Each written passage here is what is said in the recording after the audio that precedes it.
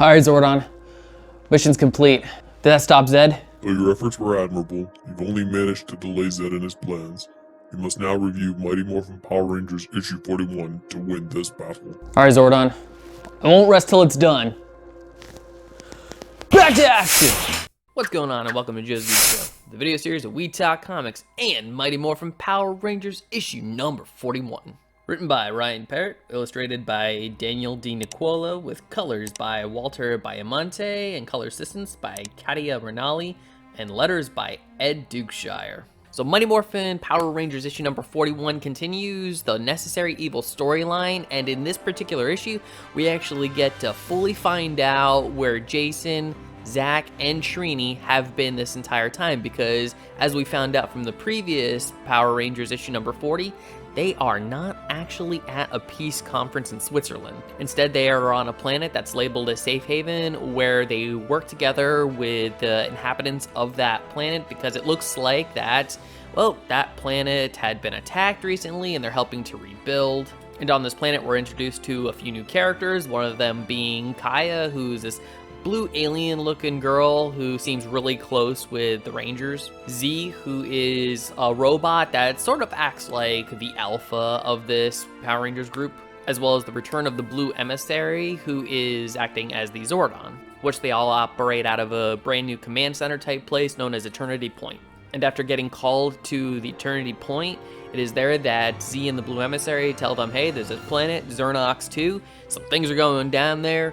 Go ahead and check it out, but be careful as always. And in one of the coolest moments in Power Rangers history, Jason, Zach, and Trini morph into brand new Rangers, along with Kaya, who we now know is the new Blue Ranger for the dubbed Omega Rangers. And the Omega Rangers are really interesting because they're an elemental Power Ranger base. So you got fire, which is, of course, red. You've got black, which is air. Earth, which is yellow. And blue, naturally, of course, is water. So now that the Omega Rangers have formed up, they head to Zernox 2, where we see everything is decimated and shambled, buildings knocked over, there's, these creatures that the Power Rangers have to fight, but it isn't long until after those creatures are dispatched that we get our introduction to Garrison Vox, who is been the one terrorizing the planet. And during the battle with the Rangers, we find out that Vox has recently been infused with the powers of the Morphin Grid, which has given him all sorts of power and has sort of twisted his perspective of right and wrong, thinking he has the right to be a god. The Rangers, of course, definitely stop him, with Kaya delivering the final blow,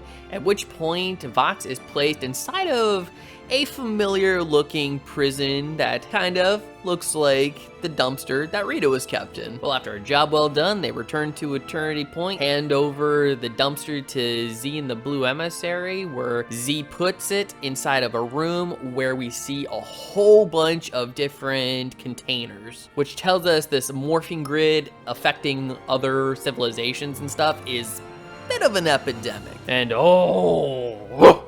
God, I love this book. It has been so awesome just to be able to see what exactly everything's been building up to, from the time that we saw Jason, Zach, and Trini in the new suits at the end of issue 40 to the blue emissary showing up to Jason and Go-Go Power Rangers. And I like the information that I'm getting for this, because what we're hearing essentially is that ever since the shattering, aka the Shattered Grid event, that everything's just, not exactly as it was, as, the emissary, one of the emissaries told Jason just prior to putting everything back together. So it almost kind of tells me that, bits and pieces of energy from the Morphin Grid managed to get out there and just start, affecting people, to which some of these people aren't really doing anything good with it, and sort of drives home the point that this team of Rangers is specifically for the purpose of stopping these individuals affected by the Morphin Grid and preventing another shattering event. I just absolutely love what Ryan Parrott is doing here, and I cannot wait to read more. I think that the writing is on point. I think that the art is on point. Everything about this book just screams